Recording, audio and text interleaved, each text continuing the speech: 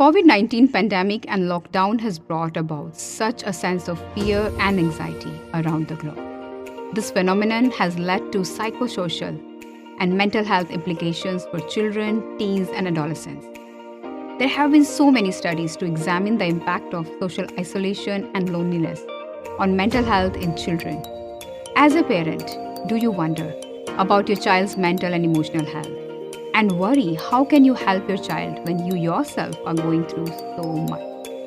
In this episode of Raising Parents 2.0, I'm talking about mental health in children and teens and what can we do as parents to support our children the best to our capacity.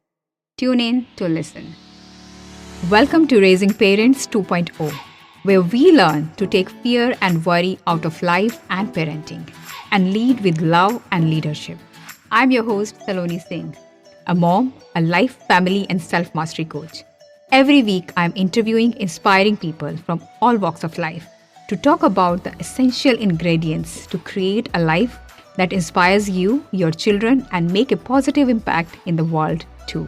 A life you love living. So let's begin. My child is going in his own shell. My daughter is not coming out of her room at all. My child is completely lost in the screen. Children are anxious, agitated, stressed, and lonely.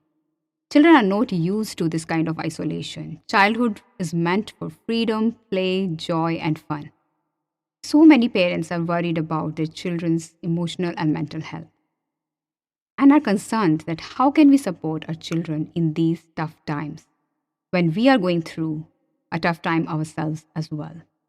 So here are a few things which I suggest for parents to do in order to support their children to the best capacity they can. Number 1, do not assume. I can't emphasize enough that we really don't know. We don't really understand what our children are going through, what anybody else is going through. We think that we know, but the reality is that we don't.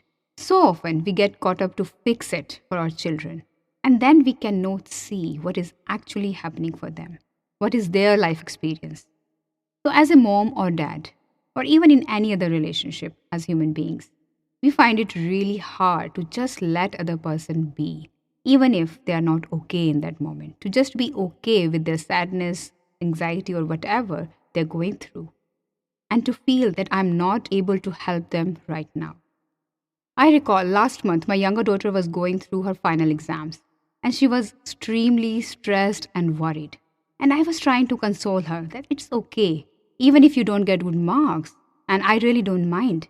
And she was like, it's okay for you, mom, but not for me. You really don't understand. She was really upset with me. And it was hard, really hard for me to hear that because I was genuinely concerned for her. But that's what it was. She didn't want me to tell all that. Rather, she just wanted me to be there for her, just to listen to her. So I softened my tone and I told her, you're right, honey. I really don't know what you're going through. But can I please give you a hug? And she responded to that with a bit of hesitation. I told her that I'm here for you no matter what. If you ever need anything, you know that I'm there. I just realized that she didn't need me to fix things for her. It was okay for me to just let her be. So that's the first thing. Just allow other person to let be. And for us to not feel that we need to control or fix things somehow for our children.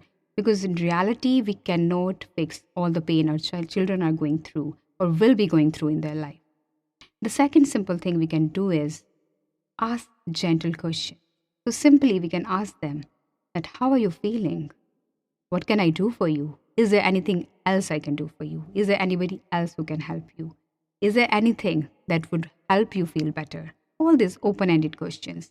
And if they respond, great. If they don't, then just let them know that you are there for them. As parents, it's perfectly okay to say and believe that we don't have the answers all the time. We don't understand things many times. But what is really important is that we are here for each other. What's important for our children is to know and have the faith and trust that we are going to go through this together. It's important for them to really know that they are not alone. And even if they fail or they falter, we are always going to be there for them to support them. There have been so many times that my children have cried. I have cried. And there are things which are not the way we want them to be. And we can't undermine their pain by saying, oh, but at least we are safe, we have food, we have all the comfort. And while people in other parts of the world are dying of COVID, people who don't have even food or basic safety, this is not going to help. I'm sure we all have said that. I'm guilty of that. But it is not going to help them become more grateful. Rather, it is going to make them feel even worse. It's going to break down their confidence even more. Here are a few things that have really worked for me and the parents I work with. Number one, stop trying to fix your children. Stop giving them your own fears. Don't force your own standards or your own expectations on them. Be patient. Give them space. Know that they are going through a tough time. Know that they are going to come out of this fine. Stop judging yourself for not able to make your child feel better. Just listen. Listen. Listen. Just listen. There's never too much of listening that you can do. Trust me. And believe what they're telling you. Whenever they share something with you, when they share their heart with you, don't judge, just believe. Even though you think that might not be true, but let them come to that understanding by themselves. If you want to share something or advise something, just say, this is how I feel. It might not be true for you at all. I just wanted to share my experience. And last but not the least, find ways to connect with them constantly. Be vulnerable. Share your problems. Share your setbacks. My daughter once told me that my life is on pause this year, Mom. And I was sad hearing this. But I said, yes, even I feel that way many times. Tell me more. And when they say life sucks, you can also say that, yes, it does feel like that many, many times for me too. Validate their feelings. Don't deny. Don't fear that this will bring them even more down. No.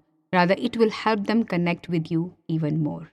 Take interest in their interests. What they like. If they have interest in music, books, art, or games, ask them about that. Take genuine interest and spend quality time with them. That is one thing that is definitely going to help them. If you have any particular queries or concerns about your children and you have no answers, or you wonder if somebody can support you, feel free to get in touch with me, and my contact details are in the show notes. Thank you for listening, and if you like this podcast, please do share with other parents and leave a review for me on Apple Podcast or Castbox. I will be really thankful to you for this. Keep growing, keep evolving, and keep creating a life that you love. And in the process, inspire your children and inspire your loved ones and the whole world. I will see you in the next episode of Raising Parents 2.0 very soon.